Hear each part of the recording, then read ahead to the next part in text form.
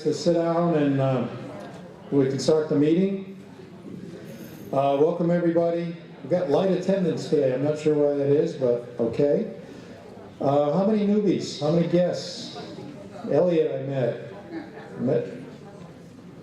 Felicia, you're a guest, is that what you're saying? You're a newbie? All right. I don't know you, sir.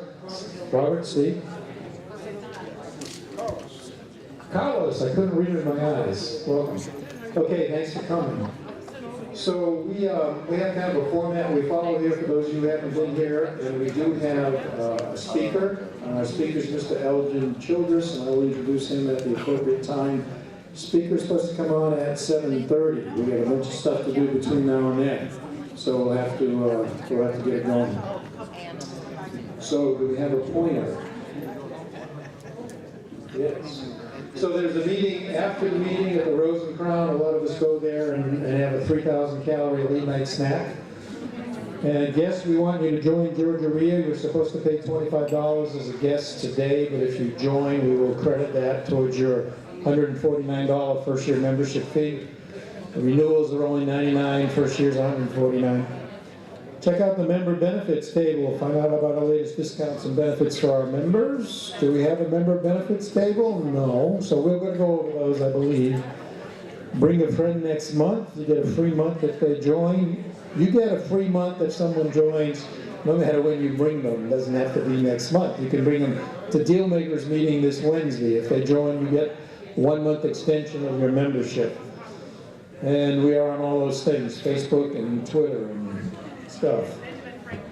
We have a bunch of business associates at Georgia REIA. We refer to most of them as investor friendly, which means hopefully you're not paying retail prices and they're used to working with investors, and they can help you in rehabbing, they can help you in finding financing. We have some lawyers. We have Atlanta Housing Authority, desperately looking for Section 8 housing, by the way, the last I knew. Atlantic Property Management, we have negotiated a pretty good deal with them as far as managing property. I think they get down as low as 6% if you've got enough properties. Auction.com is always represented. This is where you can buy auction property at the courthouse steps on the first Tuesday, or you can buy them off Auction.com's website. And it's a much saner way to bid and buy. Kurt, if Kurt were here, he'd tell you he's bought like 13 properties off Auction.com, okay? Braswell Capital, I saw is here tonight. Equitable Consulting, Rick Gerges is going to speak a little bit tonight. I don't think Mr. Hampton is here. I haven't seen him, but he's a tax guy. American Family, a lot of us do our insurance through American Family. Harlan and Associates, good closing attorney. Some more people that provide capital, Lima One, Paces Funding. Rent Marketplace, Pam Storm is usually here. She's not here. Pam will help you screen tenants. It doesn't cost you a dime when you use her services. The tenants pay. And any buy and holder, any long-term landlord will tell you, getting the right tenant is 2/3 of the battle. And yet that part can be done for free. I find that the biggest bargain in the world. But anyway, self-directed, we have several self-directed people here if you want to do self-directed IRAs instead of a conventional IRA. National Tenant Network also does tenant screening. Jenkins Construction is in the back of the room. He can do a rehab for you. Are we going to do we have time to do the DJs? I'm not sure we got time. We'll see how we go here. So they're all in the back of the room. You were supposed to go with them, talk to them. If we've got time, we'll have them come up. How many BAs we got here tonight? 1, 2, 3, 4, 5, 6. Let's go through the haves and wants first, guys. If we got time, we'll let you up, okay? Because haves and wants is very, very important. Volunteers, Donna Oberry, where are you? Ms. Donna Oberry told us Georgia REIA, as usual, is looking for volunteers. Georgia REIA is a volunteer organization. We have very few people that we actually pay. The rest of us are volunteers. And as usual, we need volunteers. So here you go. Hi there, my name's Donna O'Berry, and I'm Secretary of the Board at Georgia REIA. And this is Jasmine not Alice. Nanda. I always get it wrong. Anyways, Jasmine is our volunteer coordinator, so I want all of y'all to meet her. We, as usual, are looking for volunteers, but tonight I have some specific things. We're looking for people to be on the nominating committee, on the budget and finance committee, which are standing committees that we have all the time, and then an ad hoc bylaws committee. I'll start with the bylaws committee because that's the one that I'm going to chair. We need to rewrite Georgia REIA Association Inc.'s bylaws. They haven't been rewritten in years. They're sorely out of date. Like we're supposed to send out notices in snail mail and all that kind of stuff. So they have to be updated. We're looking for, let me see if I can remember. If we could get 5 or 6 names that we can pick 3 to 4 people from, I'd like a mix of some newer members as well as some older members. This activity I call kind of a nerdy event because we're going to be doing some research about what is best practice for nonprofit trade associations so we can get us into the 21st century. So it's that kind of stuff. The Leslie Vicier, who's our first vice president in charge of board admin, he's in charge of the nominating committee. And we're looking for, there again, 5 or 6 names with a mix of people, and we're going to be selecting 3 people. The nominating committee is the group of folks that looks for people who want to run for the board. So you're volunteers looking for other volunteers. So if you're kind of outgoing, you know a lot of people, you want to meet a lot of people, and that's kind of, you like talking to people, that would be a good spot for you. Our Budget and Finance Committee kind of reports, if you will, to our treasurer, who also couldn't be here tonight. And that is just what it says it is. It's a small group of people that's responsible for doing the association's budget, for monitoring it, and just for looking at our finances overall. So we're looking for 3 or 4 people there. Also names, and there's going to be some sign-up sheets. I'm going to leave them out on the table as you go out. Just put your name down there. Now, this is not a lifetime commitment. You can put your name down there and just say, I would like somebody to call me so I can find out more about this. And so when one of us calls you and you find out more and you go, not for me, that's okay. So after we get these 3 committee staff, we're going to start working on a Policies and Procedures Committee, which is another nerdy event that Steve has already volunteered for. So, Georgia, no offense, you volunteered to work on the Policies and Procedures. Oh, a little bit. He didn't qualify that. Well, anyways, there again are the policies and procedures, and that's the stuff that operates Georgia REIA on an ongoing basis, both the staff and the volunteers and the subgroup leaders and all that kind of stuff. They need to be brought into the 21st century also. So if any of this stuff sounds like anything anybody would like to do, we really do need your help. Just sign up on your way out, and we appreciate it. And you'll hear from somebody. That's it. All right, thank you. Special tonight, first 10 people in the back of the room to sign up, it's absolutely free. Does anyone have a cat? I'm wasting a great pointer here, it's terrible. All right, so that's our need for volunteers, constantly have a need for volunteers. Success story. Success story is, we just pieced this together, it's Mr. C, which is Elgin Childress, our speaker. Only Mr. C didn't know he was the success story. Took a while to get to the bottom of that. And Mr. Rick Gerges from Equitable Consulting is going to do the success story. Okay. All right, we're going to try and get the BAs up here, guys. At least, right? I'm sure. You took almost that long at Deal Makers and you just touched the surface. All right. Mr. Rick. Thank you very much.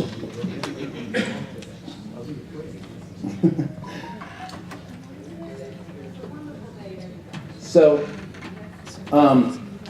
Elgin Childress is your speaker tonight, and he applied a very strategic discipline to what he's done. And I'm going to say a couple of things to lay the groundwork on why I think he's well worth listening to. So, he's been working with us since May of 2018. His investments were all Section 8 houses, and they were at 13 caps. So, those of you who don't know what a cap rate is, or I'm sure all of you do, but if any of you don't, there's going to be a fundamentals course that Georgia REIA is going to offer where you can learn some of the basic ratios. We're not going to be able to answer those during this presentation. So in May of 2018, Mr. C, also known as Elgin Childress, he had a $37.75 in net rental income. Fantastic passive income. He decided he wanted to step up his game. He went with a different approach. His investment property had a total of $275,000. Everything was free and clear. Can you move around so we can see the screen? Absolutely. Maybe. Can't see it. So he maintains a 13% cap rate. Steve, good time to use that laser pointer. What? I'm sorry. It's calculated by multiplying the profits annualized minus minimal expenses on that types of property. And So it's $4,000 a month times 12, 45,000 a year, minus 10K expenses. Well, that's right. That's a snippet of his application a year ago, or May of last year. So this was his pie chart when we first met him. Not much of a pie chart, right? Because he had no debt. Anyone that listens to Steve would hear him say a couple of times, "Stay leveraged, my friends." Spin off of staying thirsty. Staying leveraged is the fundamental of maximizing your profitability. We maintained a 75% leveraging percentage. Felicia didn't think I was from this planet when I tried to explain that to her, but later now recognizes the benefits of it, I think. All right, so with the newly acquired liquidity and staying leveraged, she was able to acquire 5 more properties over the next 9 months. By doing so, and keeping all other constants equal, increases income by over 91% in less than 9 months. So his income goes from $37.75 to $72.47. Now, that is an amazing accomplishment, because if you can double your income every 10 months, that has exponential consequences over just a short period of time. And here's his 5-year outlook.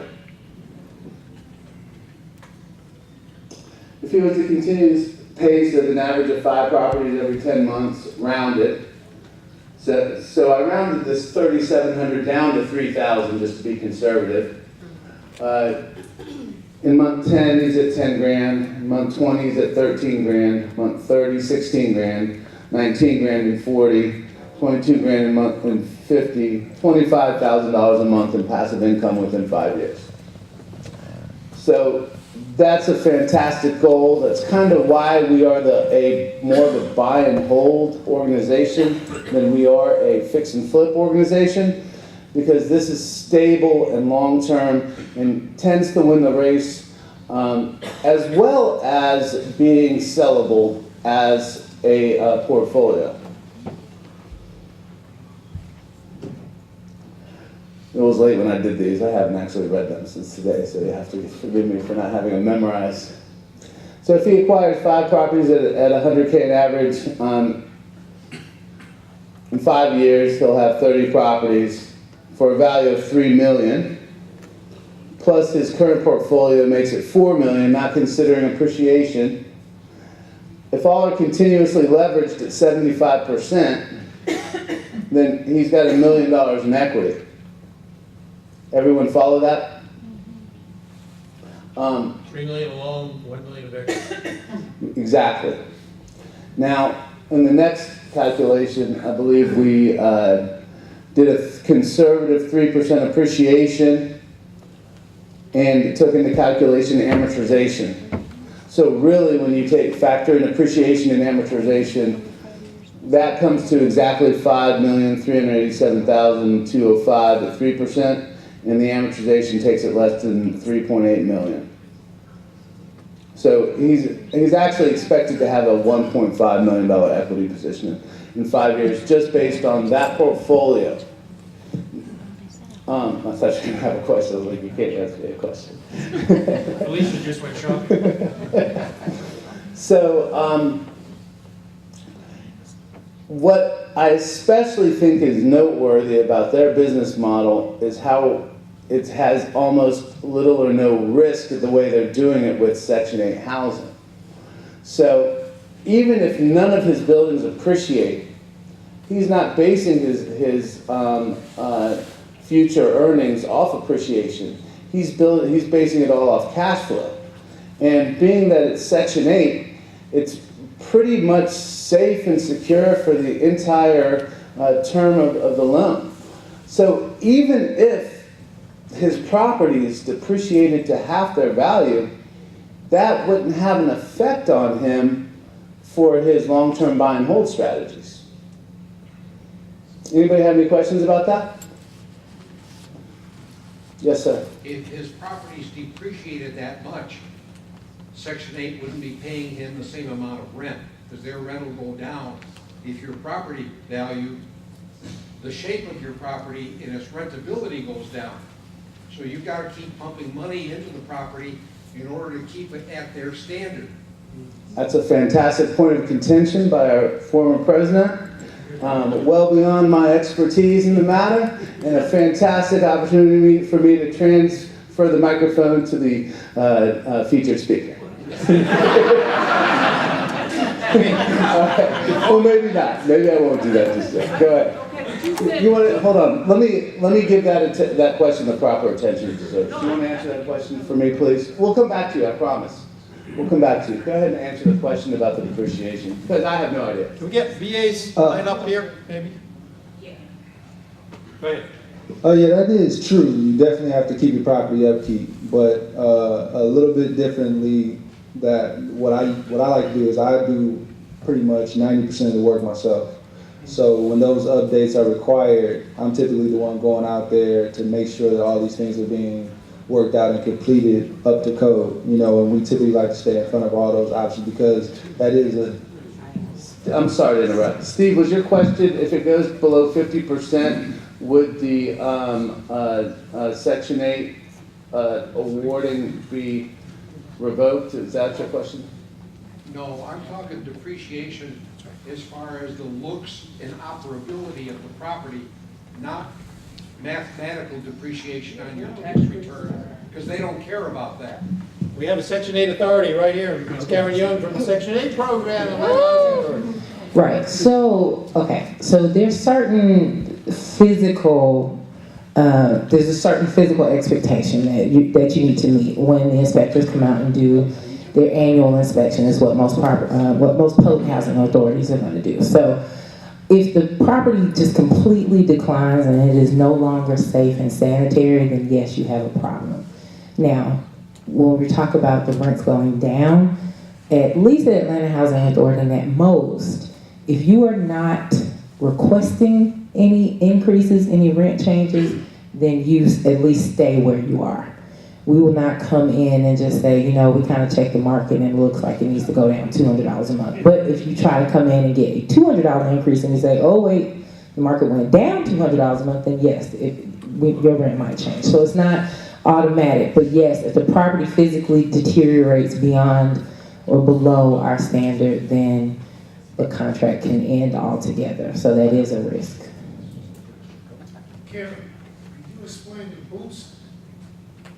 Yeah, so that's specific to Atlanta Housing, but yes. What's the question? The boost? Yeah, Tracy was talking about the boost. So Extra money if you got a HVAC. yes, so if you upgrade the major systems, which are the plumbing systems, the electrical systems, and the insulation, which makes the property more financially feasible both for you and for our tenants. It brings down their utility costs, and you actually get a boost of $50 for each of those three systems.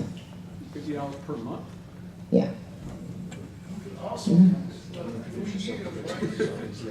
Oh, sure. Yeah. So just go ahead. Okay, so I'm Karen Young with the Atlanta Housing. We've been rebranded from Atlanta Housing Authority to Atlanta Housing, but we are the housing authority of the city of Atlanta. So we run a few different programs. We are actually a mixed-use, mixed-income developer. We own a lot of land in the city of Atlanta, and we have 6 major projects that are underway right now, and as well as some ancillary development projects. We run a down payment assistance program, and that is for anybody who earns 80% or less of the area median income. So if any of you guys qualify, you can actually qualify for up to $25,000 toward the purchase of a home in the city of Atlanta. And we also run a program called HomeFlex, which is sort of like a sister program to the Housing Choice program. Housing Choice Voucher Program is Section 8. Everybody rebrands. So the new term is Housing Choice Voucher Program, from HUD all the way down to us. The voucher program is a subsidy that covers the difference between what a family who earns, they work, they have a source of income, they just don't make enough to pay what rents cost. Rents are constantly going up and salaries are not going up as fast. So as that gap grows, then we fill in the gap. So the benefit to property owners is that you can make the rents that you need to make in order to make your project feasible, and our families can avail themselves of all of this development and proximity to jobs and economic centers and all that stuff in the city. So that is essentially, those are 4 sort of major areas, and there are opportunities for you guys, not just as investors, but if you are developers, you own construction companies, you own companies that do business in the real estate market, it will behoove you to stay connected with us, because there are also a lot of solicitations, open bids, and things like that you can take advantage of as well. So. And we always need landlords. And in terms of landlords, if you have units, a lot of people think we need really large units, think we need big 5-bedroom units. We actually need more 1 and 2 bedrooms than anything, because we assist a lot of seniors as the senior population continues to grow. Our population is aging just like the rest of the population. We also assist a lot of people who are disabled and veterans who were previously homeless. And so those a lot of times are 1-person households, and so we need lots of apartments, condos, and small homes. So just keep that in mind. And so you can call us if you need anything. Thank you. I'm Robert Brissendine with American Family Insurance. This is Heather Beer. She works in our office with us. We specialize in buy and holds, which is obviously advantageous for this group. We also do fix and flips. If you're doing fix and flips, you need insurance for those. Or if you got vacant properties, we can do vacant properties as well. So we do all lines of insurance, home, auto, life. The only thing we don't do is health insurance, but obviously for this group, what you're probably looking for the most of is some sort of buy and hold insurance. One thing about our policies that I want to bring up for everyone is we do offer $2 million in liability on our policies as standard. It's not an extra charge for that. And I know as investors, liability coverage is what you're looking for the most part. Obviously you're looking for property coverage too, but liability is an essential aspect of that. The way you can reach us is 678, our phone number is 678-636-9444, 678-636-9444, and we're right here in the back, and we'll leave some business cards as well. Thank you. I'm going to give you a plug.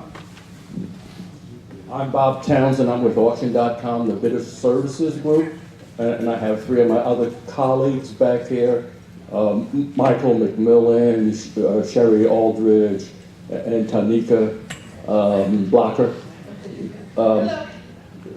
We go around and attend various meetings like this to inform the investing public about Auction.com and buying at the auction. We do live auctions on the courthouse steps here in Georgia the first Tuesday of each month, and we do auctions online as well. We do those every week. Just this past week in Georgia, we auctioned off homes in over 100 counties in Georgia. We sold $22 million that one day, just at the live auctions. We probably sold about $8 billion worth of properties last year, both commercial and residential. We bring 20 to 25,000 properties to auction in all 50 states every month. So there's always deal flow there. We plan to hold a breakfast briefing on March 3rd or so. We have some flyers back there. I'm sorry, March 2nd. Saturday, right? It's a Saturday, March 2nd. Please come, it's free. Some of you have been there. It's well worthwhile. We not only talk about the auction process where you can save up to 40% against market. That's a mean number, which means some of the deals are not as good as 40% savings, and some of the deals are better than 40% savings. We'll talk to you about why you should not necessarily be looking for the cheapest possible deal, because it doesn't fit your investment strategy. We'll lay out scenarios for you in terms of people who have succeeded and what their strategies have been. It's all free, please come. I'm doing the presentation. It's the end-to-end process. I try to be a lot more entertaining than I am right today because I'm being forced to do this quickly. So, and I want to live up to my name of the other Robert Townsend. So please come, sign up. We'll send you an electronic flyer as well. Come on down, and I think you'll really enjoy it. Thanks. All right. I'm going to be short and sweet. Hi, everyone. My name is REIA. I'm an account executive at Baker Collins & Company. We are a hard money lending firm based here in Atlanta. We're very close to the Mercedes-Benz Stadium. We lend anywhere from the west of Texas all the way to New York, covering the entire southeastern USA. We have many different loan programs for the seasoned investor and for the new investor. We do fix and flips, rentals, multifamily, commercial, portfolio loans. So you name it, we do it. We can satisfy your financing needs. My number is 404-620-4197. Thank you. Okay, we'll get you. Good evening. Good evening. Good Lord. Any of you, any of you interested in having a bigger retirement account? Yes or no? Can I see your hands? Yes? Yes? Would any of you like a free American Gold Eagle in your retirement account for free? Yes? No? Okay. Do this. It's not a bird, this is a piece of gold. It's a piece of gold. Text Eagle to that number. What it involves is you setting up a self-directed IRA, and that's it. Text Eagle to 833-212-2112. I've only got 7 of them, by the way. I've given away the rest of them. So if you want one, text there and we'll get you set up. That's all there is to it. I'm Brian Ellis with selfdirected.org. Good evening. My name is Gary. I'm with Jenkins Construction LLC. We do total construction. We're certified in mold, mildew, mediation, also soil and erosion, and environmental. We also do all phases of construction. So if you need someone to help you out on inspections, mold and mildew, mediation, and to do your construction projects, to give you an estimate before you purchase your property or when you're thinking about looking at a property, we'll come out and evaluate it for you. And you can make some money that way. My number is 770-601-5654, and with the table at the very back next to auction.com. Thank you. Good evening. My name is Mike Braswell. I'm the Business Associate Director. So if any of you are, run a real estate business, related business, we certainly love to have you join us as a BA. Gives you access to, all the members that come every month, 17 different subgroups. So it's great exposure for your business. So please see Karen or one of the ladies at the front desk if you're interested in inquiring more about that, becoming a BA with Georgia REIA. Everybody here is vetted, so as members that you're not going to get taken advantage of, right? Nobody's going to burn you, nobody's going to take your money or do something fraudulent to you. So that's one of the benefits that you get with doing business with all of us here is that we've been vetted. I hear a lot of people are being taken advantage of right now in a number of different areas, and so here you have a peace of mind in knowing that that's not going to happen to you. And I'm going to round it out. I am Mike Braswell. I'm the owner of Braswell Capital Solutions. We provide financing for your real estate projects nationwide. For fixing and flipping, new construction if you're a developer, buying and holding, and commercial real estate.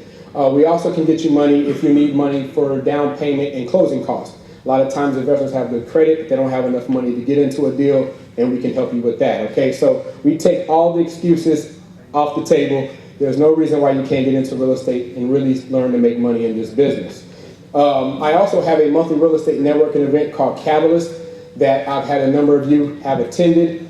Next Tuesday on February 19th, we have Reggie Brooks. He's a national speaker coming in talking about how to find your fortune in vacant distressed properties.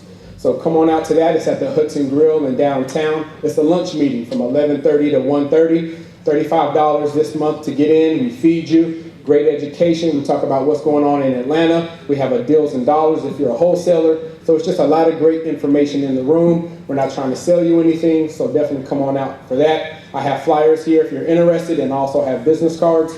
If you'd like to reach me, you can call me at 1-800-577-1959. If you got a deal you need financing for, let's talk about it. If you need it pre-qualified, we'll help you with that as well. So please give us a call, and look forward to doing business with all of you. We had a suggestion we take a 5-minute break so people can sign up for the volunteers. That makes me nervous, so sign up and come back, please. Those of you who don't want to sign up, you can just stay here and network. So we are a nonprofit organization. I'm a volunteer. I put together some of the education curriculum. Steve's a volunteer, Kurt's a volunteer. Most everyone you see is a volunteer. We have a couple salaried employees.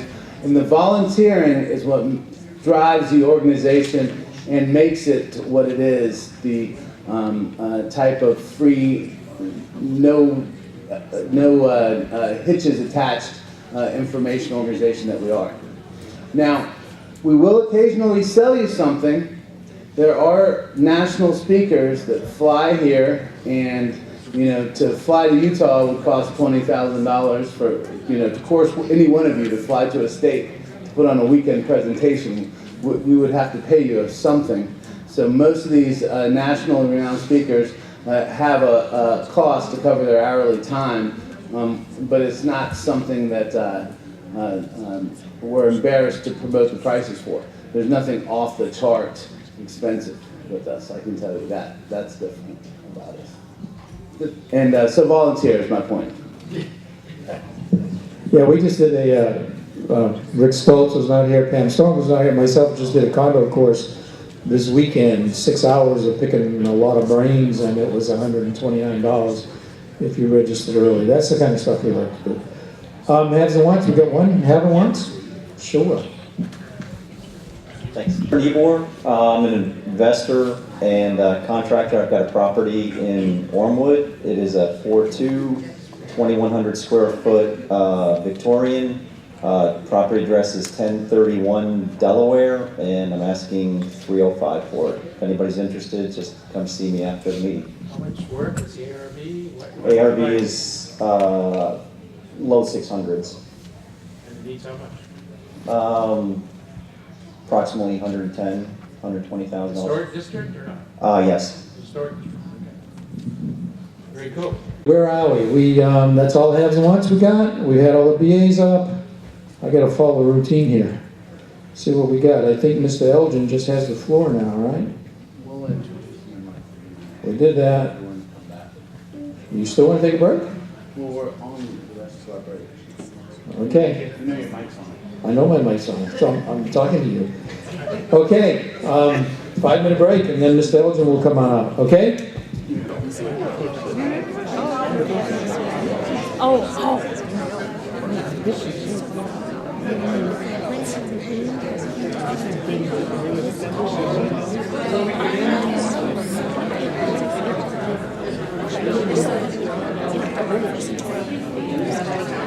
Everyone, please take your seats. We're cutting into Steve Loeby's happy hour time. Please take your seats. Please take your seats. Steve's already ordered his drinks. He's ready.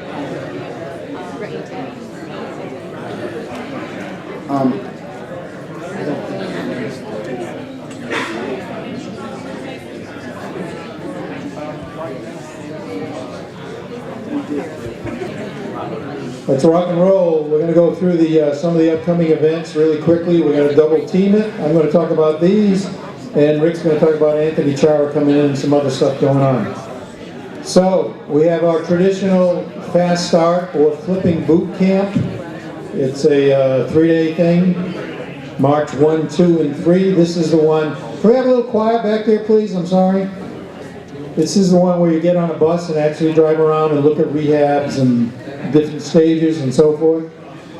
I want to talk about this one because this is mine, the Mastering Passive Income course. I'm working already, putting together another one.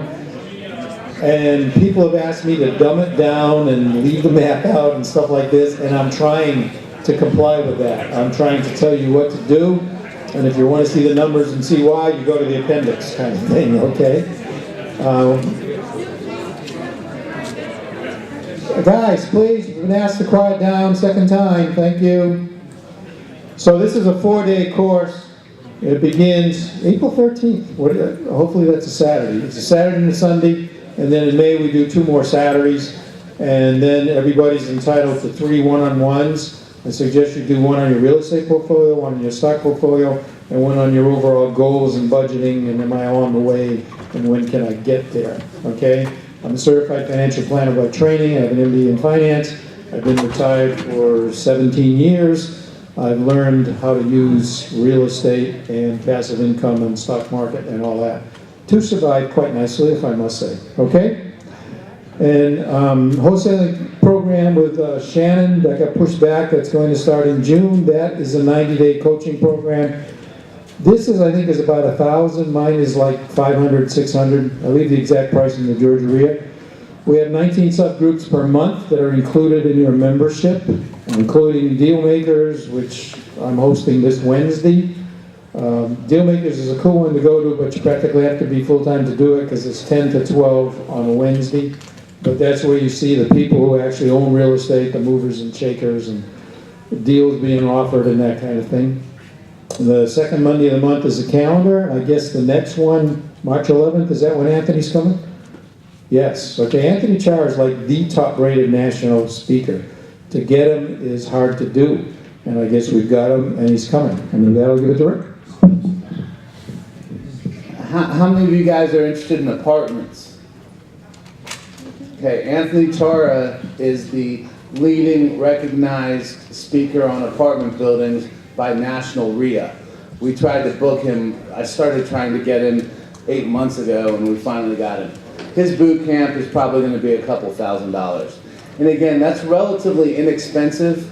You know, there's no one in here trying to Than Merrill you out of your life savings for $40,000. You know, it kind of just covers the expenses of the REIA and our speakers. In April, we have Jean Guerrero, who's the recognized authority on senior housing. So it's a senior housing transformation speaker, and that's Anthony Guerrero in April. We're also going to have a fundamentals for those of you that are looking to get into real estate and want to understand the basic ratios. There's going to be a monthly fundamentals class that's going to cover cap rates, debt service coverage ratios, loan to values, asset utilization, leveraging, the basic conceptual things that you'll need to implement strategies in the near future. That'll be coming as well on a monthly basis, called the fundamentals class. I'm going to go back to see if there are any questions that were missed from the success story, and then I'm going to hand the mic to the presenter for the evening. Were there any questions? I feel like I neglected to answer some questions earlier when we passed over from the success story. Did anyone have any questions? Speak now or? Yes, sir. The financing you offered, was it 30-year fixed, and was it based upon the collateral, or was there contingencies? So, the second question is that Section 8 tenants, do they tend to stay longer than regular tenants or regular rental houses? So the financing that we did in his case was a 10-year arm. Now, I didn't introduce myself as a BA. I'm in a mortgage company, and one of the packages that he's going to be able to do in the near future is consolidate all his apartments into all his quads and multifamily units into Fannie Freddie financing at 4.5. I'm thrilled to be a part of that type of financing, and so right now he doesn't have the loan volume, which is $1 million, to exercise that engagement. So right now, 10-year fixed hybrid arm is plenty of time for him for his 5-year strategy and to get into a $1 million plus Fannie Mae consolidation loan at a much lower interest rate. Any other questions? No? Okay, wonderful. Speaking in front of you guys about an opportunity that I think is very important for investors, new investors, seasoned investors. Just in doing my time and talking with a lot of other investors such as myself, we found out that there's a lot of misconceptions, a lot of misunderstandings about Section 8, whether it's from the tenant standpoint, whether it's from the financial standpoint, just the whole program in itself. And that's what made me really want to get up here and talk to some people and just share some information and possibly help people see a new opportunity with their investment properties. So this is just right now we're just going to do a brief introduction about the whole Section 8 Housing Choice Voucher Program. And we'll have some questions at the end in case somebody wants to ask them. And then like I said, we also have a seasoned actual person that works for the Section 8 department in the Atlanta region. So it'd be more, for you investors that are in the Atlanta area, it would be more concrete information geared towards your property location.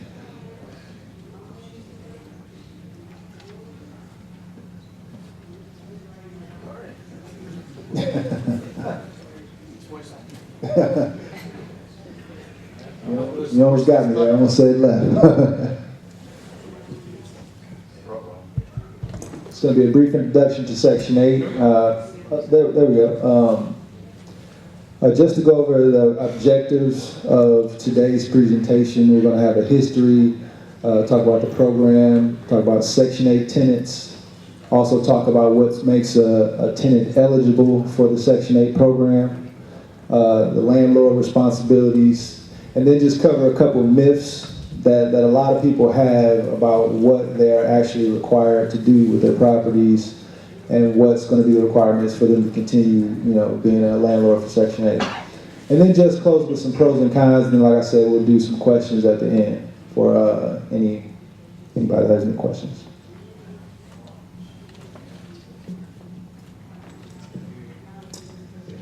All right. Well, I don't actually remember the dates from the history. Oh, there we go, right there. All right. I'm a PowerPoint guy, so I mean, sometimes it can be death by PowerPoint, but just to briefly go over this part, obviously, as you can see in 1937, the Housing Act was focused on housing programs to really help generate people that had needs and needed a place to live, just to help them bring up their standards. 1970, obviously the public housing stock stood at around 1.2 million units, which is a lot of units for the government to run. So by the mid-70s, that's kind of when they started branching out to personal landlords, private landlord owners, just to help it be a little more streamlined, to help it be a little more conducive and run better than the government just doing it all by themselves. It became the Section 8 Act, project-based with 20-year contracts. That's more of the big programs that they were running. But going forward, they really wanted to focus on a lot of landlords privatizing it just to make it more personal and more face-to-tenant contacts. That's kind of the way that we understood it coming up by the program, to get in front of the tenant, to really help them meet you, just to make that both you guys are a match. Because when you rent to a tenant, whether it's Section 8 or not, you're actually becoming some sort of business partners. And if you both can't agree on things, the partnership is not going to work, and it's going to be disastrous in the end. So I take it that's why they really went towards privatizing it a little bit, because, just to develop that relationship. Because a lot of public housings, when there's no private entity, it's just the government, I guess they looked at that as, that can be kind of problematic. Who do you complain to, when you're having issues or when things are going wrong.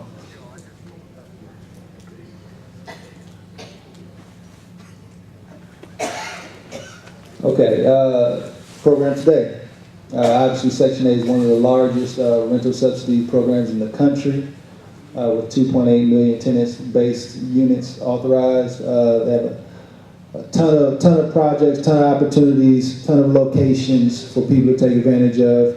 The highest states that really don't include us is New York and California.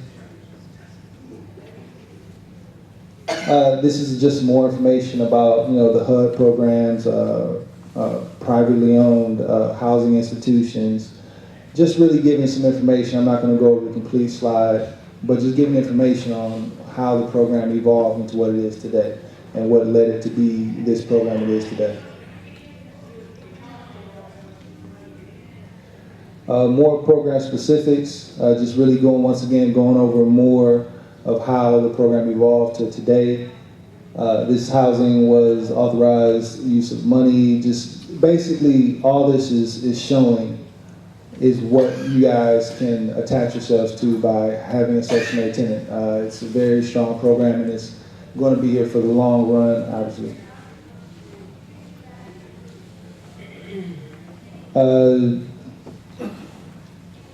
Just more information on, the voucher programs, how many people are available for this program as of 2003. Basically, my point of showing you guys all this information is to basically tell you that there are a lot of funding and a lot of opportunities. And like Karen said earlier, the tenant pool is greater than the properties available. So with knowing that, it's kind of how we build our strategy around how we manage our current properties.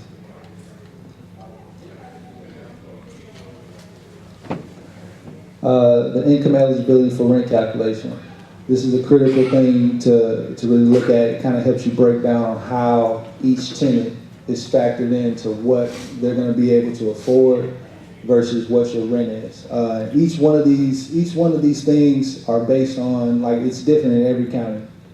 So what may be acceptable in Atlanta or Fulton or Gwinnett County will be different in Butts, Newton, and Rockdale County. So you definitely want to know this mathematics just to see what the standard is for a 1-bedroom, a 2-bedroom, a 3-bedroom, or 4-bedroom in your area. It's definitely going to help you with strategizing what properties you want to invest in, or if it's 2 bedrooms, 3 bedrooms. This will help you know what you can expect from Section 8 as far as what you're going to get automatically paid for. So it's income-based rent. Rent is calculated at 30% of adjusted income, minus the HAS established utility allowance. So basically, that's how they get to, I don't know if you heard, sometimes Section 8 pays 100% of the rent. Sometimes the tenant will say they pay $50 or $100. This is how they come to that income. And I have all these slides available as well as other information. So if anybody needs anything, you can email me. Now this is who qualifies. The eligibility again, just continue. Income eligible. Primarily based on income adjusted for family size, like I was speaking to earlier. Once again, the income of 75% of the new admissions into the program must be under the 30% area median income. Just other critical information that you want to know when you're choosing these properties that you want to go into. Because once again, like Karen had just said, the Section 8 tenants, in my opinion, are a lot more stable. And then when you really meet the good tenant and you have that good relationship with the property, they can last for years. Some of our tenants have been with us for 5-6 years. And the other best thing about it is, the second business day of every month, the payment is always there. You're not chasing tenants down. You're not looking around for your payments. You're not hearing all these excuses and everything that you deal with. It kind of streamlines the service for, just to really focus on the tenants, how the tenants doing in the property and keeping the property up to date.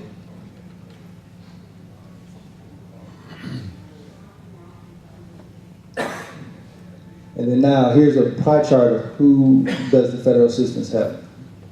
So you see 11% is adults, childless, 39% is going to be adults with kids, 1% is elderly with kids, 29% is just the elderly, and then 4% is disabled. and you can see. But this is just a good breakdown of what type of tenant pool you can expect to see when you're listing your property to be Section 8 rent. Now I'm gonna pass it to my wife. Felicia Childress. I do a lot of the paperwork for this. I handle all the Section 8 tenants. Elgin does most of like the maintenance and things like that. I was going to talk about some of the common myths that you guys heard about before we went to the slide. But since it's up here, we'll just kind of go ahead and touch bases.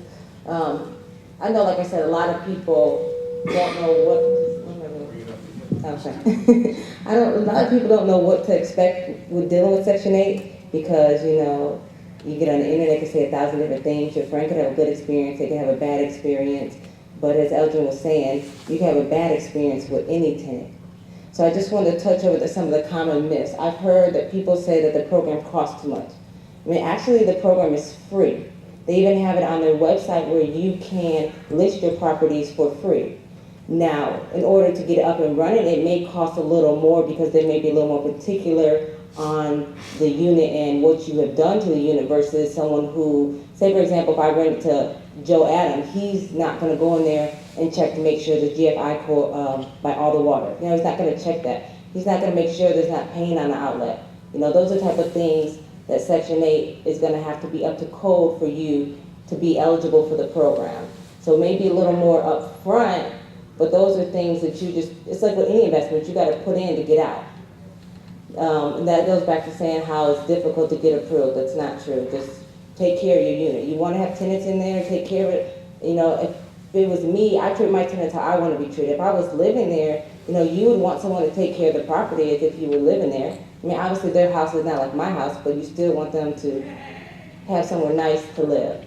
Quality of potential tenants.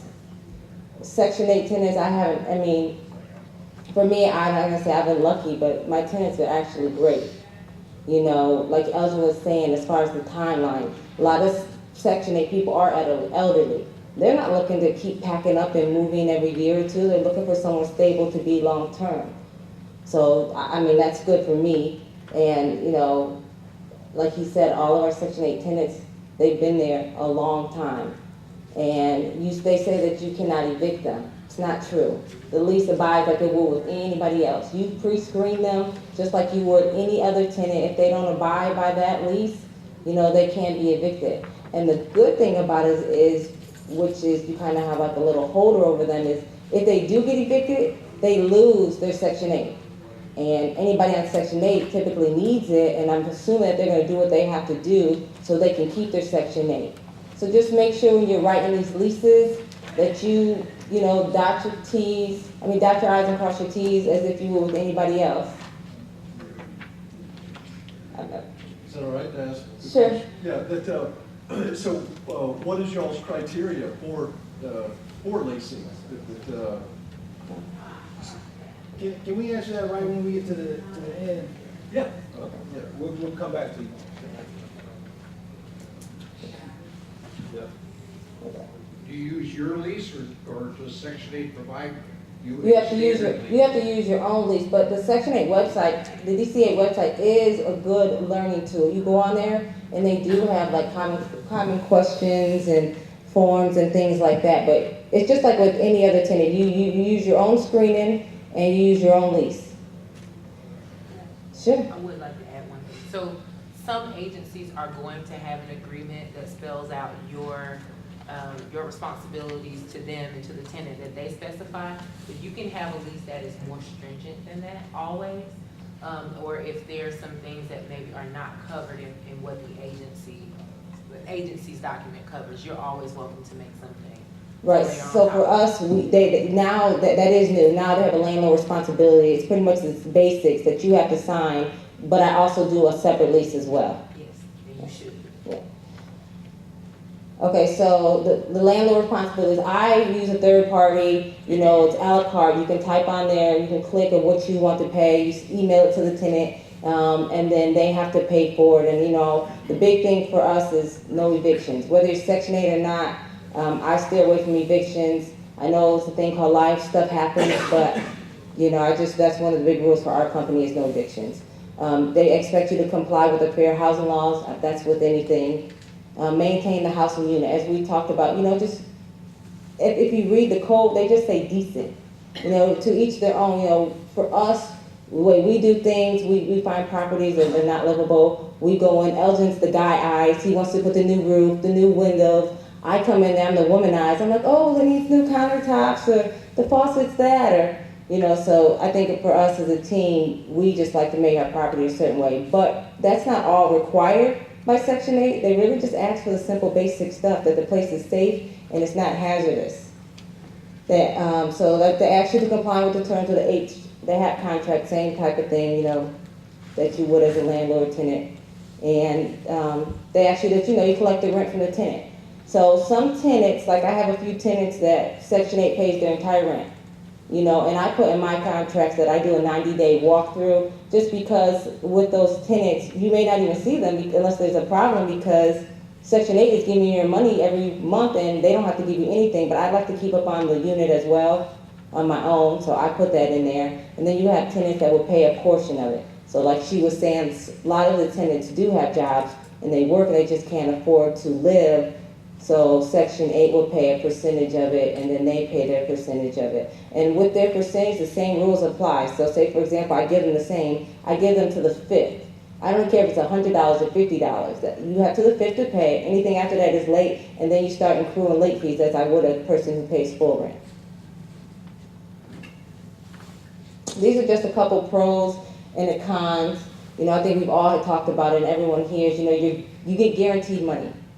It used to be, you used to get your money, like say for the first bill on a Saturday, you used to get it on the 30th or 31st, but now they have changed it to where you get it the second business day of the month, which is still better than having to drive around or look for the tenant, knock on the door, hey, you got my money, rent's due, did you forget again? Your money is there every month, no questions asked, there's no looking for it.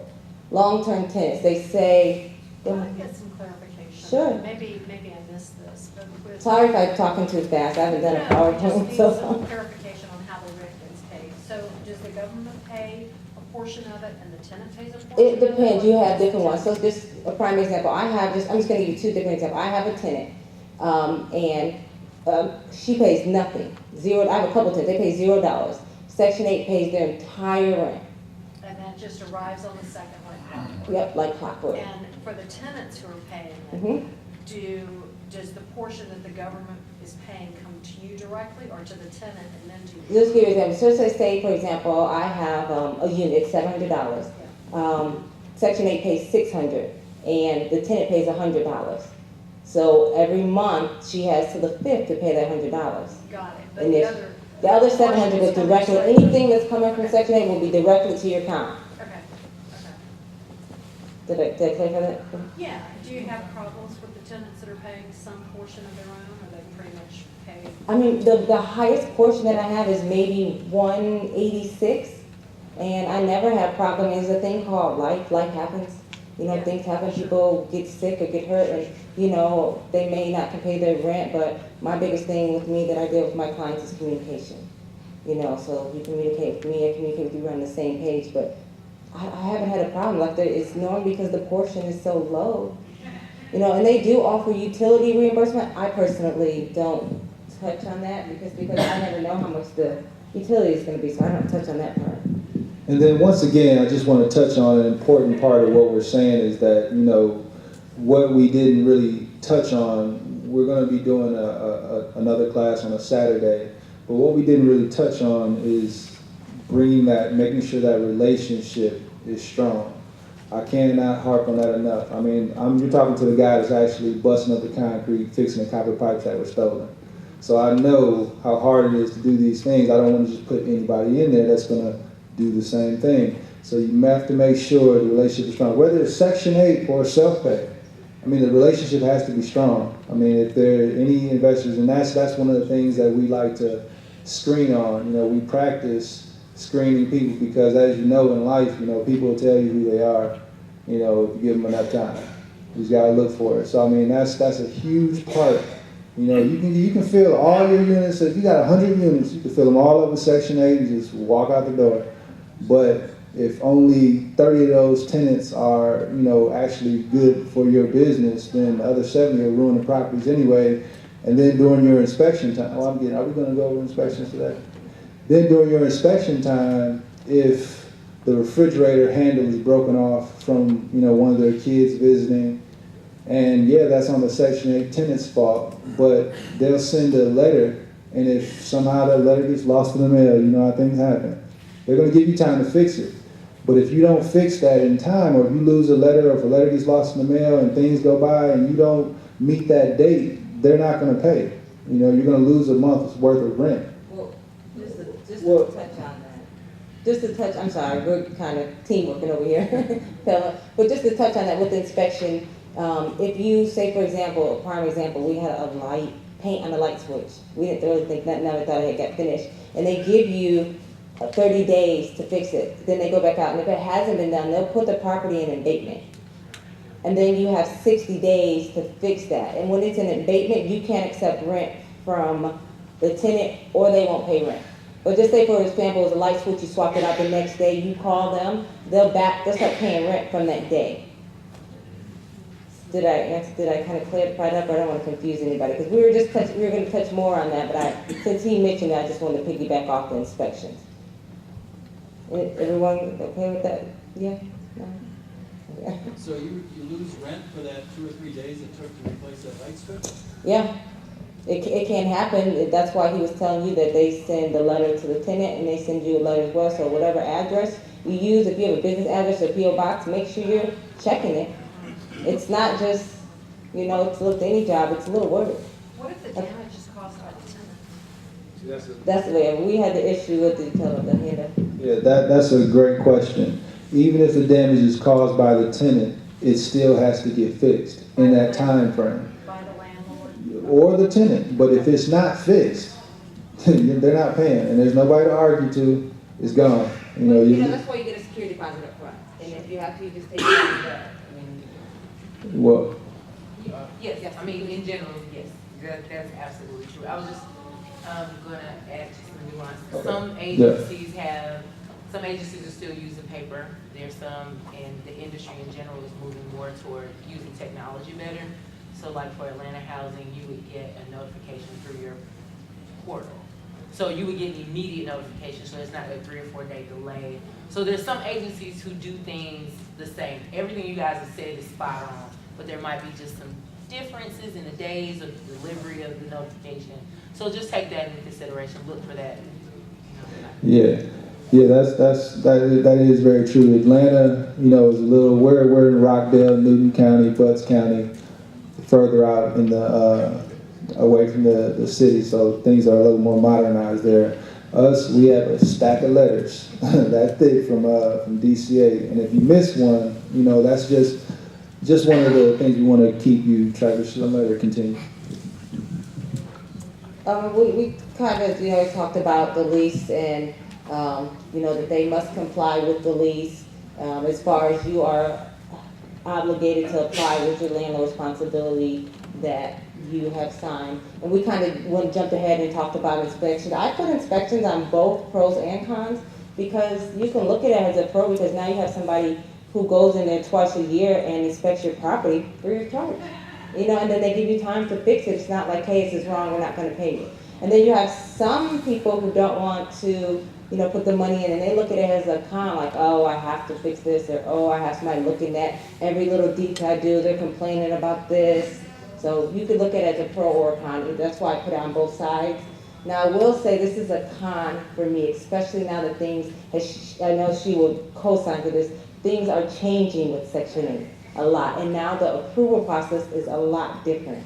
It used to be the tenant would have a caseworker. They would meet you out there. She would inspect it that day, and she would tell you right then and there if you approve or pass, and you could sign a lease, and they can move in right then and there.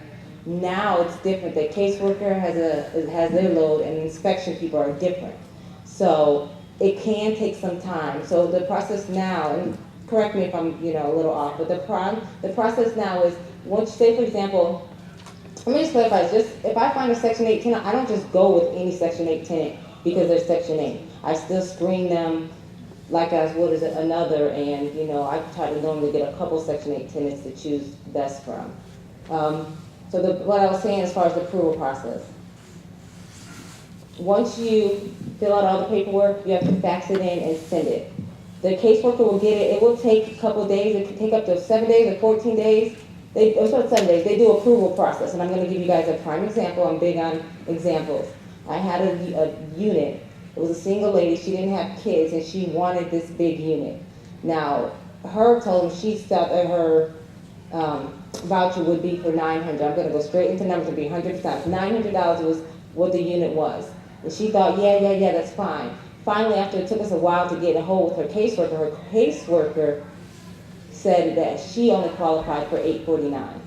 I mean, she was a good tenant, she was clean, she had already paid her deposit. Now with that, I decided, you know, the $51 a month was worth me taking a $51 less a month, knowing that I have a good tenant that I'm going to get every month for. So those are type of things, you know, that could happen. But back to the approval process, that is the biggest con, and I will say that. It can be tedious, it can take a long time. It could be anywhere from 30 days to 60 days is the max. Is it 60? Is it longer than that? Probably 90? Well, it varies. Not Atlanta. Okay. Well, like I had one in less than 2 weeks, 7 days really. So. Oh, well, that's great. Because I meant, when I say that, I meant the completion of everything for you to get your first check. Yeah, so it's still, ours is still about 28 days. Okay, well, we recently had a bad experience with that, and it did take us a little longer. But in that meantime, so when they come out there and they inspect, we're always there. And if it's something little, Elgin is there, and she's very nice. She'll let them fix it. Even if it's something small, she says, just fix it. Don't worry about it. And that day, you can still write up the lease, you can give them the keys, and they will backdate to that day. But sometimes it could take a while to get your check. But you're going to get all of your money. So you do get your money, but sometimes you got to be a little patient for it. And that's not all the time, it's just sometimes. Tenancy approval rate, that's what I talked about when I said that they had to make sure they qualified. And like I said, had it been a lady who maybe had more kids, she probably would have, I could have probably got $950, $1,000 for the place. But since it was just her, you know, the highest she could get was $849. Inspections we talked about. Section 8 does not pay security deposit. So make sure, same thing, I need a security deposit. And, you know, I have worked with people in the past because I know that they sometimes, you know, are having financial difficulty, and I know my money is guaranteed every month, so I will break up the Section 8. I mean, I will break up the deposit and I will work on them, but I do need a deposit. Yes. I was just going to comment on that, on my experience. So I have a tenant who's part of Atlanta Housing, and yeah, even though you don't get a security deposit, they do offer up to $2,000 if the tenant does major damage to your place. So you can get it on the back end once the tenant is done. Is that for full deposit? See, No, for Atlanta. Atlanta is totally different. yeah, see, like I said, I'm gonna say it again, you know, each county, it seems that they have a different set of criterias that they can abide by. We don't, like Atlanta is by far, you know, you know, they're the most technically sound. But, you know, these are just other Section 8 reform programs that they have. But yeah, another thing, like I was saying, when we do another class on Saturday, what some of the things that we like to harp on is the screening process. And I know she touched on it, but sometimes it'll take us, you know, 20, 25 interviews. You know, it's a lot of time, but we do this full time. But like I said, you'll continue to hear me say this to make sure that relationship is strong. Sometimes it may take 25 interviews, but that just goes to show, like I've always heard that, you know, from different investors that, you know, when you get a Section 18, you have to stick with that first one. Or they'll come in a bus or something with like 5 or 6 people and you gotta choose from them. You know, it's really not like that. You really can have your choice. It's just like screening any other self-pay tenant. If it doesn't work, you know, you can move on and wait, you know, before you allow somebody to move in there. Yes? I recommend in your screening process, I've done this, I have with Atlanta Housing properties, and I use the portal a lot, which y'all have a problem with y'all portal out there, but our portal with Atlanta, you basically go in, tenant can do it, you can do it, it goes back and forth, and it doesn't, the processing isn't long. But another thing that I do when the tenant does come to my property, I ask them to bring their kids. I ask them to bring who's gonna be staying in the house with them out to the property. So I can see how their kids act in my property. That's just, I'm just being frank. You pull it on stuff, you grab it on stuff, I'm looking for the next person. Because that is the stuff that you're gonna have to get out. And Atlanta Housing Authority, Atlanta Housing will tell you, hey, you gotta screen your tenants. That's you. Because they'll tell you that over and over again when you go down there, you gotta screen your tenants. And so I have them come out with their kids and say, hey, which room Johnny gonna be in, Sally? Go ahead, look at it. And if they cool with it and the kids are cool, that's my green light. Oh, okay, I'm gonna look at you a little bit harder than I look at the ones who are pulling on the blinds and, you know, climbing on, you know, the toilet seats and seeing what's up at the top of the cabinet. So there's just some process that you can go through just to help you out a little bit. But just remember though, if your property is not kid friendly, you don't have to rent to, you know, a tenant with kids. Still up to your choice. Yes. A lot of us do a visit to the current residents to see what your house is going to look like several months after they move in. Yeah, that's a good. And that works very well. You discover pets that they don't volunteer, and the way they treat the house, and their housekeeping. You know, do they own a vacuum cleaner? Yeah, that's a good one right there. Yeah.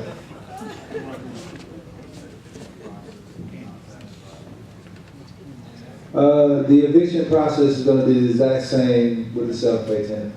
See, that's a lot of people think that it's this different strategy, it's this different set of rules, but it's really not. You know, if they're not abiding by or holding at their end of the bargain, per whatever your county is, whatever the rules on housing is in your county judicial system, you know, the eviction process is the same. And now, if a Section 8 tenant is evicted, they lose their voucher, you know, which is a very impactful thing for a lot of people right now.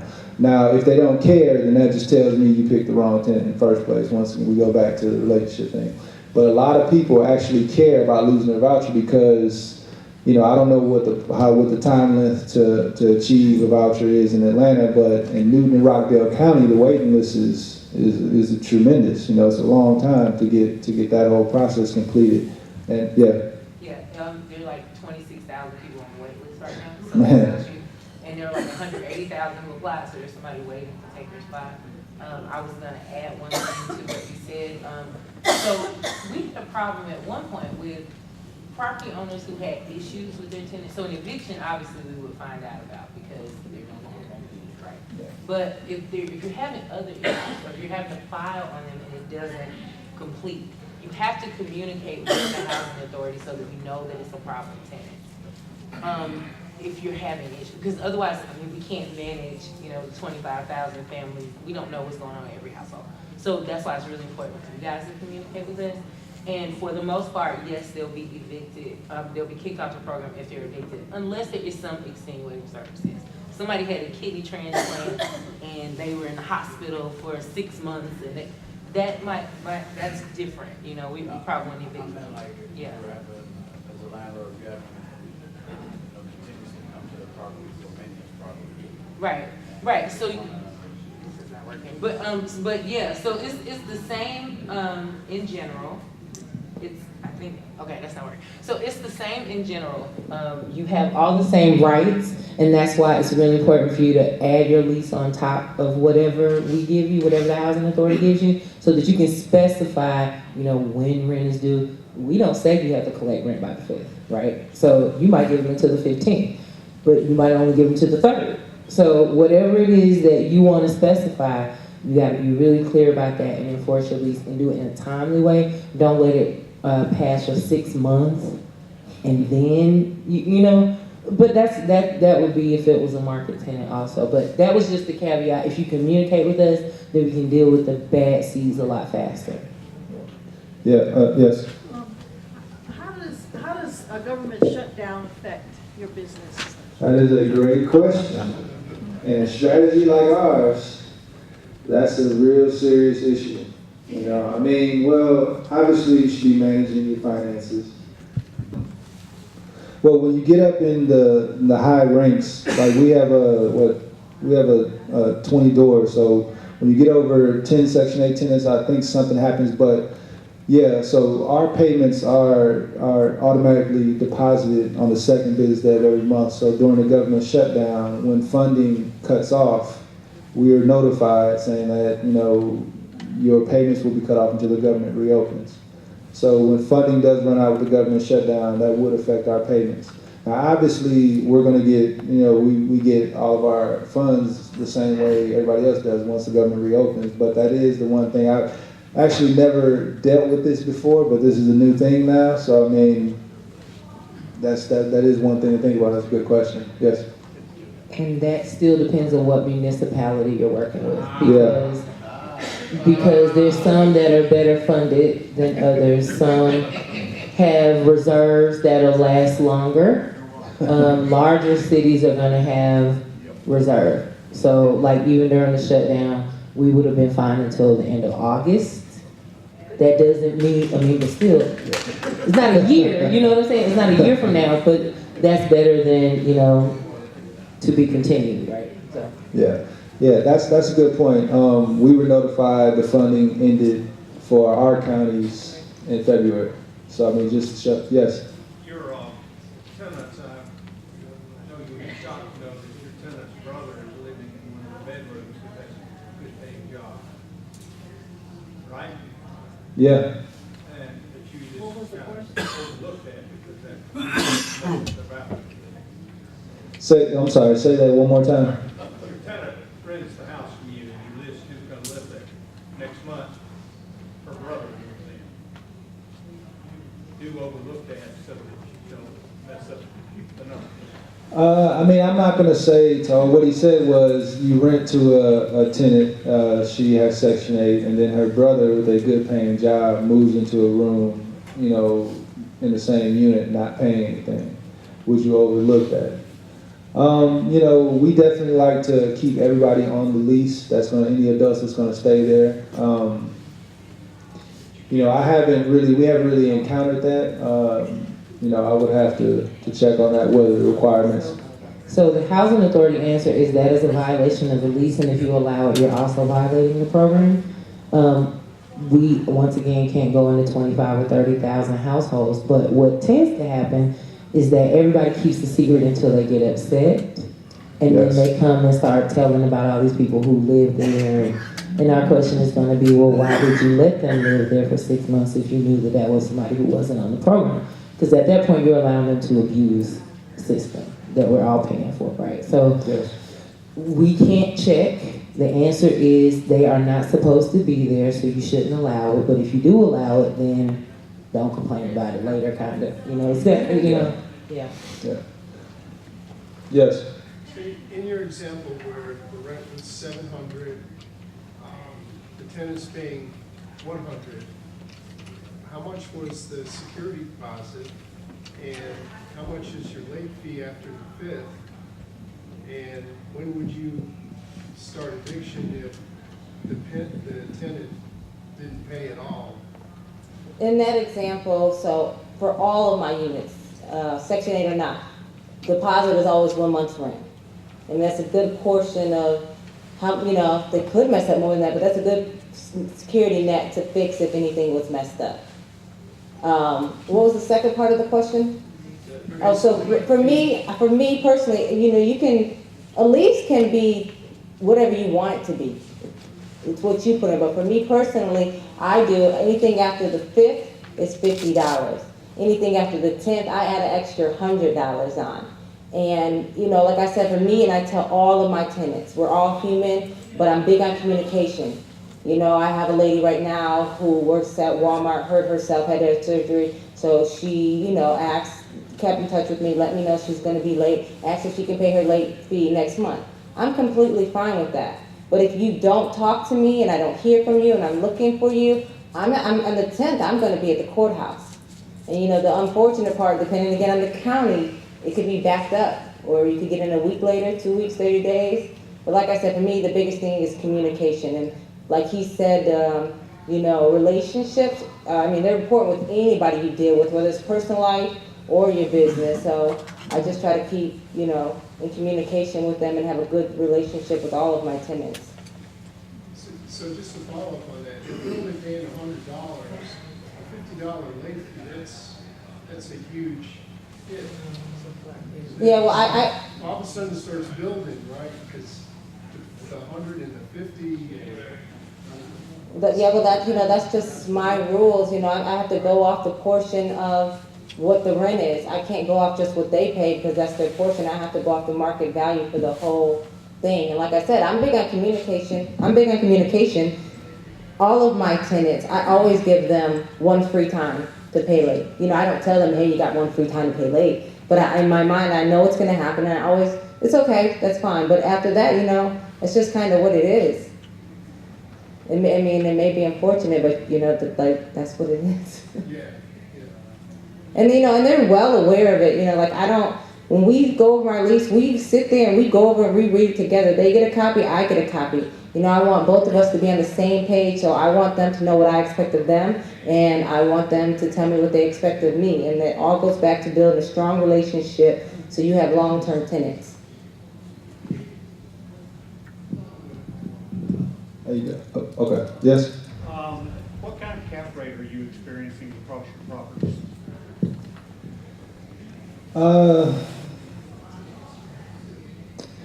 That's a good question. We're in the middle of reorganizing things right now, as Rick was talking about. So, I mean, we're still, I keep a lot of detailed notes. So, I mean, I really couldn't answer that right now.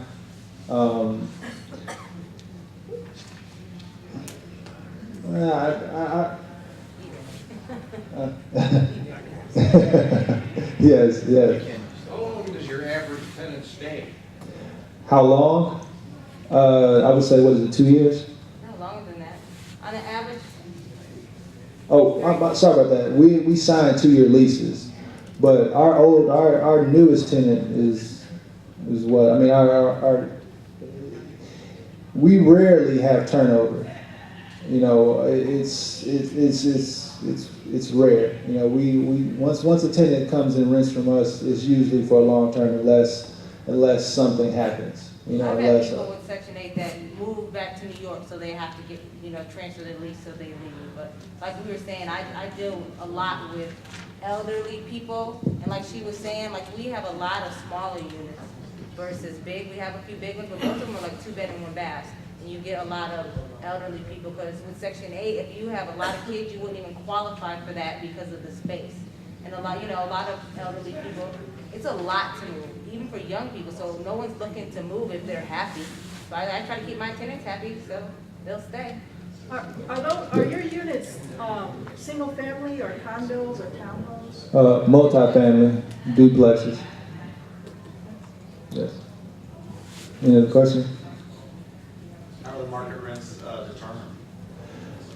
Generally, that's a good question. That's what the sheet is in my hand. I was going to ask some people. This is like what we like to do at the end of a presentation. Just ask people to throw out some counties that they invest in, typically outside of the Atlanta area. But if you have to, just any counties that you invest in. You know, whether it's a 1-bedroom, 2-bedroom, 3-bedroom, 4-bedroom. Yes. I'm in college. I just called Mary to housing and give me zip code and tell what your unit is, and I'll tell you what the market rate for rent is in that area. So it's not as simple as a phone call. Yeah, It's online too.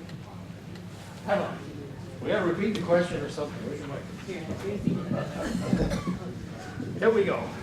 Oh, it wasn't my question, it was my answer though. But Oh, your yeah, answer. so I It's live even in better. college and I have a unit that I was curious on what the market rate would be for Section 8. And I called Marietta Housing because that's over Cobb.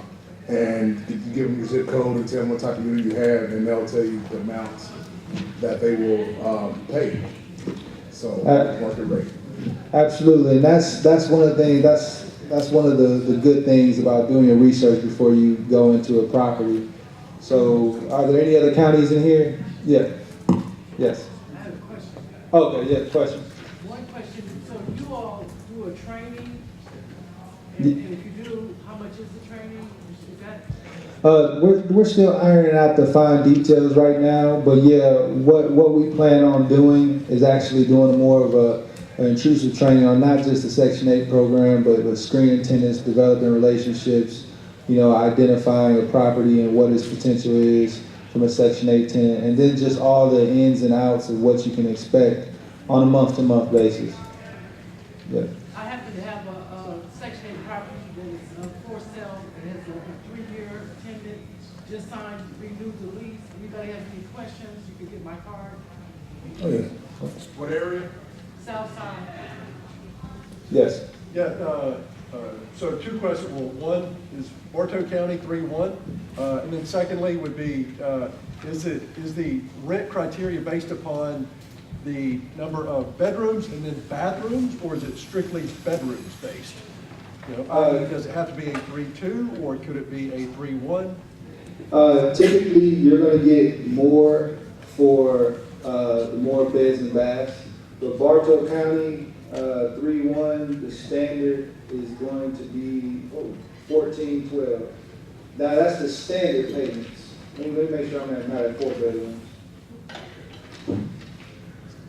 Yeah, so Bartow County. Is there a website? Yeah, there is a website with all this stuff on it.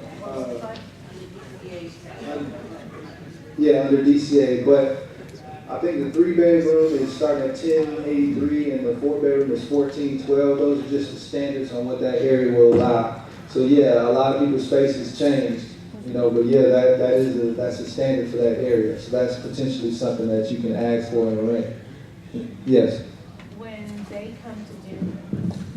When they come to do the inspection, what does the unit have to look like? Could it be furnished? Maybe you have a tenant that's moving out and now you want to renew, or does it have to be completely empty? It doesn't matter if it's furnished or empty. If, like I said, everything is being chopped up now, so it's no longer the caseworker. You can get a guy come in there for an inspection with a full work bag, full tools, and ready to check every nook and cranny.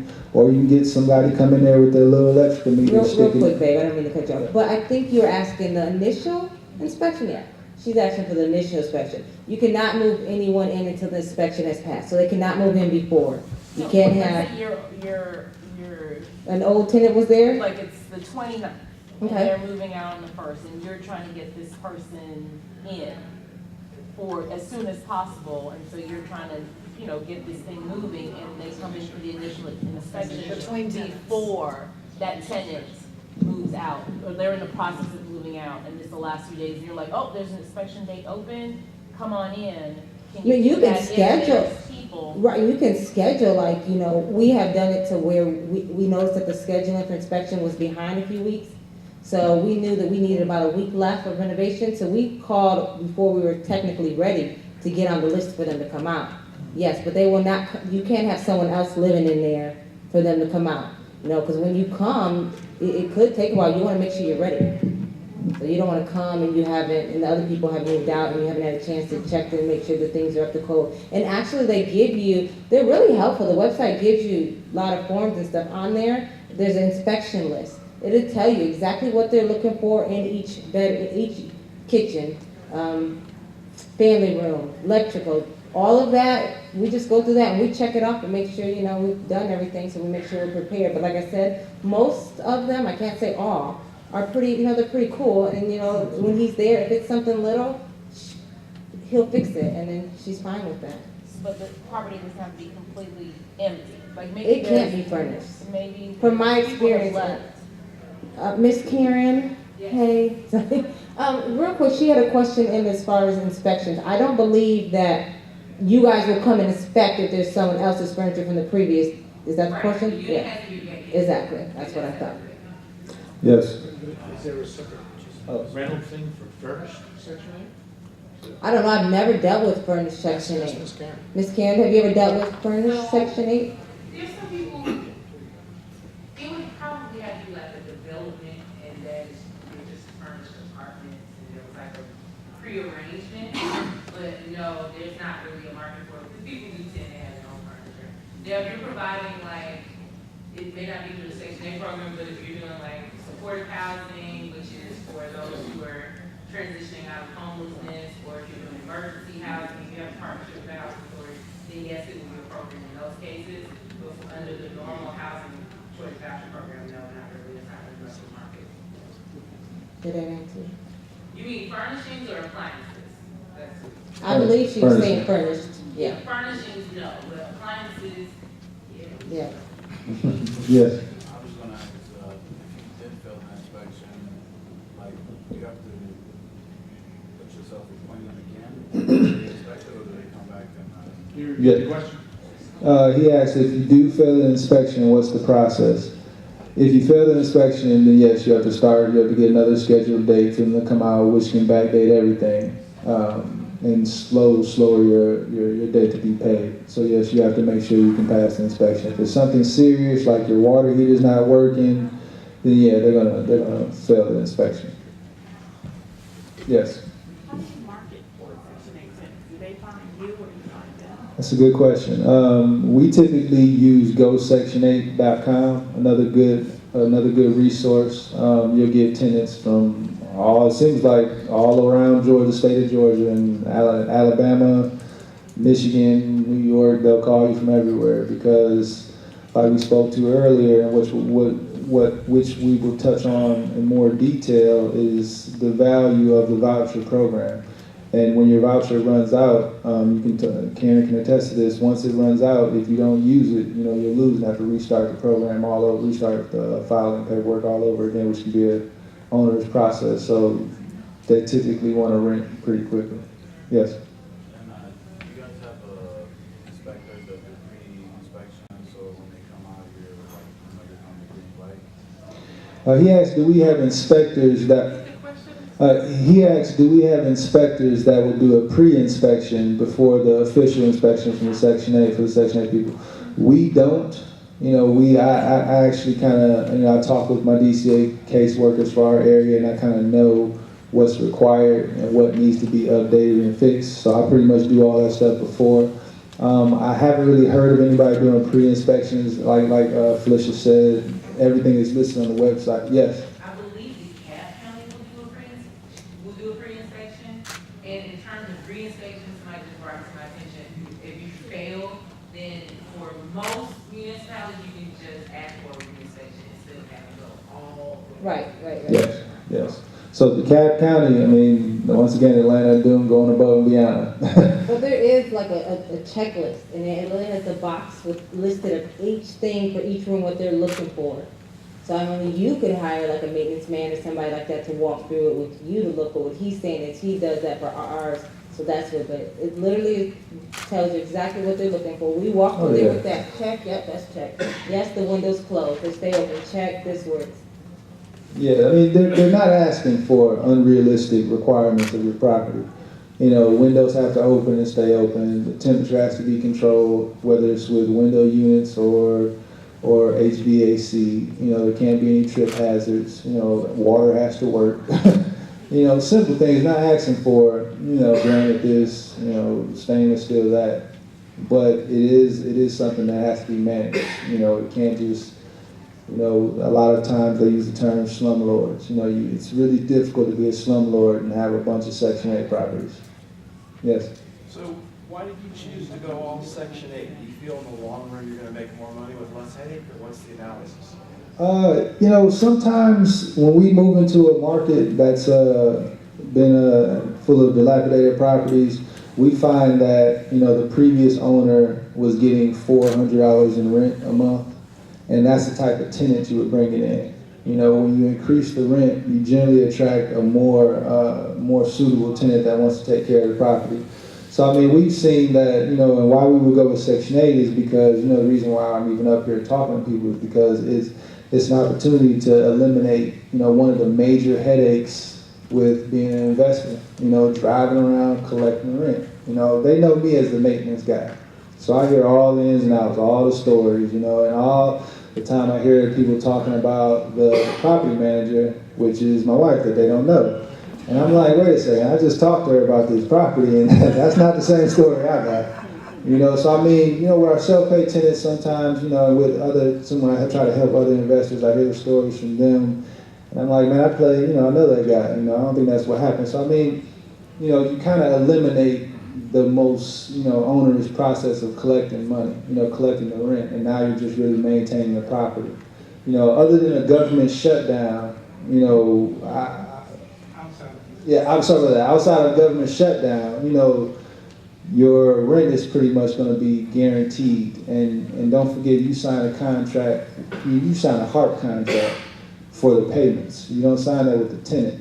You see, so that voucher is going to be attached to your property. So they just can't pick up and leave in the middle of the night. Like we've had a tenant, a self-pay tenant, one day they're there and then the next day they just disappear. And we're like, all right, is this guy okay? And the rent stopped. The stuff is still there. Well, most of it is, so we can't just go in there and change the locks. We have to go through the eviction process still. I won't say that's 100% eliminated, but it's pretty much eliminated with this program. But once again, it is something that has to be managed. But if you're willing to manage it, I mean, it can be a very good, asset for you with investing in rental properties. And, like Ms. Karen said, the tenant to property ratio is severely skewed. I mean, you list your property on GoSection8.com, you'll have 50 people calling to rent your property. Now it's up to you to make sure you pick the right person, but when you do, it'll be rented for a long time and it'll be a much more enjoyable experience than just, chasing somebody down every month for the rent. And just to touch bases on that, when you list it on GoSection8.com, it's just not for Section 8. It generates to Trulia, Zillow, things like that, so you'll get all type of tenants, not just Section 8. Yes. I was just going to add some more benefits, like, I have a place through Atlanta Housing, and the rental rate is really very fair, very competitive, and if you think the market is getting more money, you can at any time ask for a rental increase. You justify it, and they'll accept it or deny it. And a lot of times that might be easier as a landlord to go through the process of going through the Atlanta Housing than, sometimes people feel guilty. Oh, I've had this tenant in here for 5 years. I'm not going to raise the rent, and you're missing out. Where you can still have that relationship with them, but you are asking Atlanta Housing to take care of, because they're paying it anyway, most of it, right?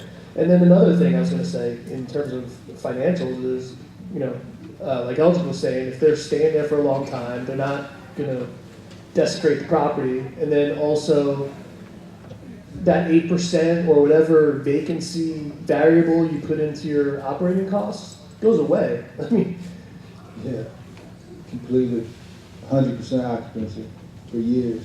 Well, until it stays occupied for 100%.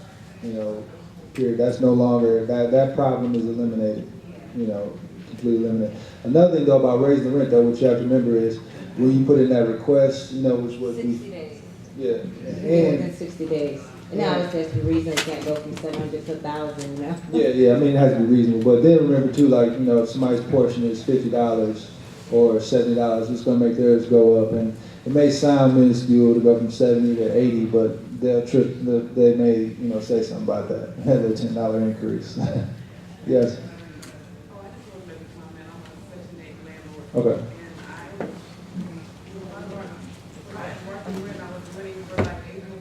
Marilyn, wait a second. I'm a Section 8 landlord, and I was renting for like $800, I think, and I went in for a rent increase. They increased me to $1,100. No problem. Yeah, I've heard that. Yeah, That's it. Are you in Atlanta corridor as well? Fulton County. So another, we don't get that luxury out. The property's cheaper out in the county, out in the outer county, but to go up that much, I would worry at is. Oh, sorry about that. Yes. I was just going to ask about the areas. Do you find it to be better outside of the Atlanta area or the Dallas? Well, once again, more things we would touch on a Saturday is, we found that, the city is good properties, but it's so much more expensive the strategy we have in place just wouldn't work, where you're buying a duplex that would cost, 85, 90,000. In the city of Atlanta, that same exact property just in the city or in the Fulton, Gwinnett, that little corridor is now 250. And so now you're thinking you're getting the same rent, maybe a little bit more, but it's not that significant, and you're depleting so much more of your income for one property when we're getting 3.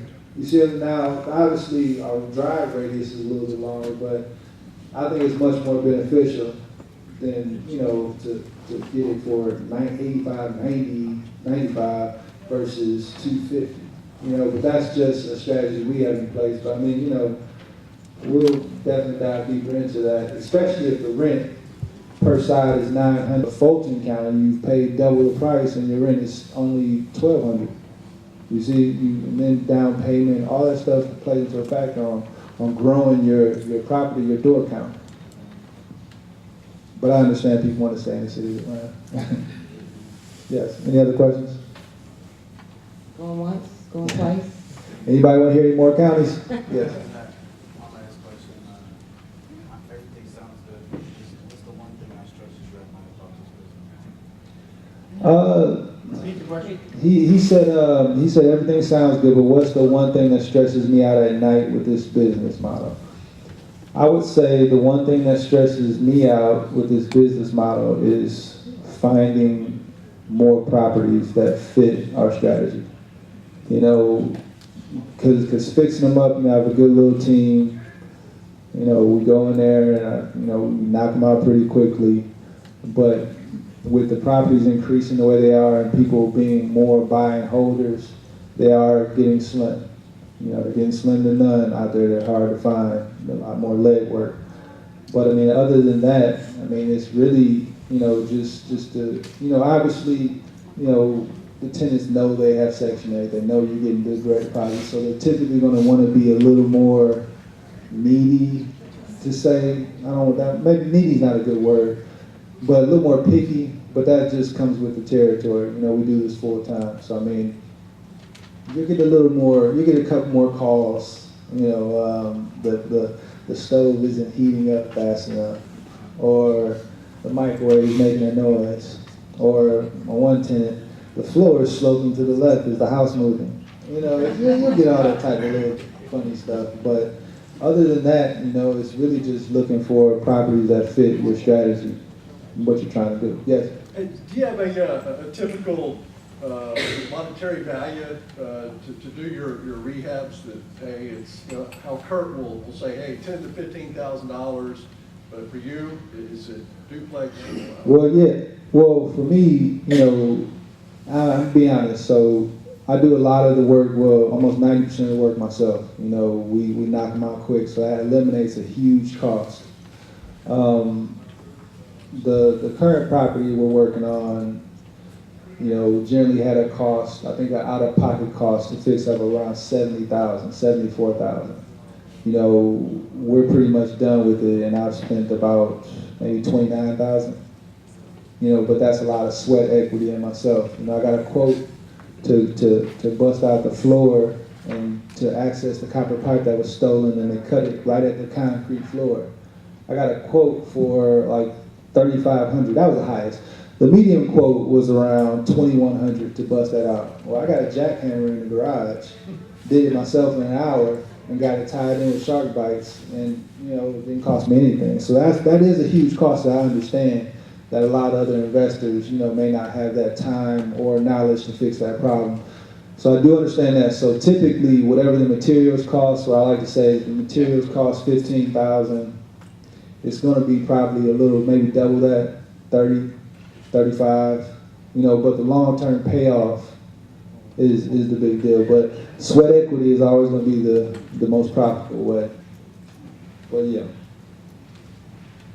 Rockdale County, what are they paying?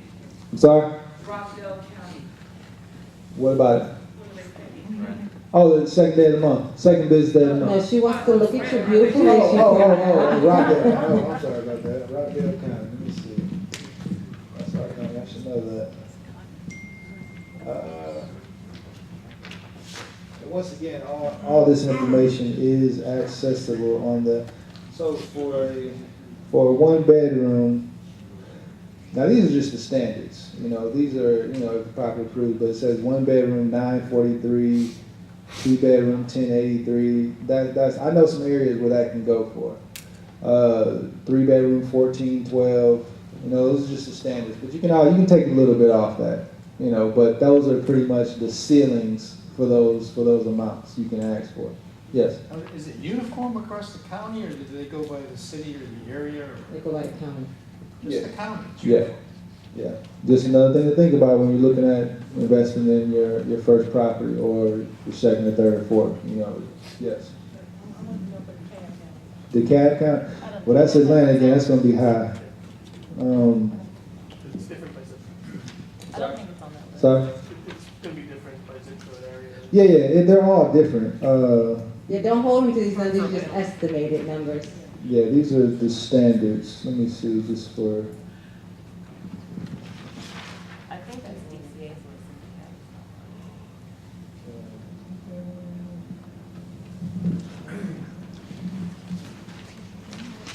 There's a website for that, isn't there? Yeah, All there's a this information we website. found at DCA.gov. Yeah, all of. DCA.gov, Department of Community Affairs, DCA.gov. And then they have, that's where the portal and everything is, you can go on there and they have a click, you would click if you're a landlord or tenant, and then it has other links that you can click on for frequently asked questions and things like that, forms, and the landlord responsibility list that we talked about tonight.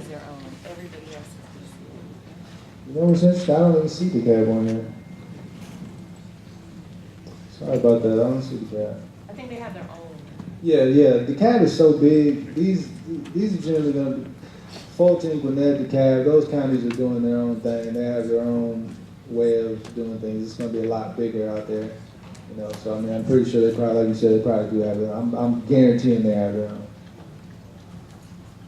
Yes. Any more questions? Well, I definitely appreciate our time. And like you said, we're going to be getting some scheduling together for a Saturday course to really go into more, diving into actual more application and follow through and property search on ways to actually maximize the benefits on whatever your investment amount is. Appreciate you. Have a good night. Everybody drive safe. Thank you.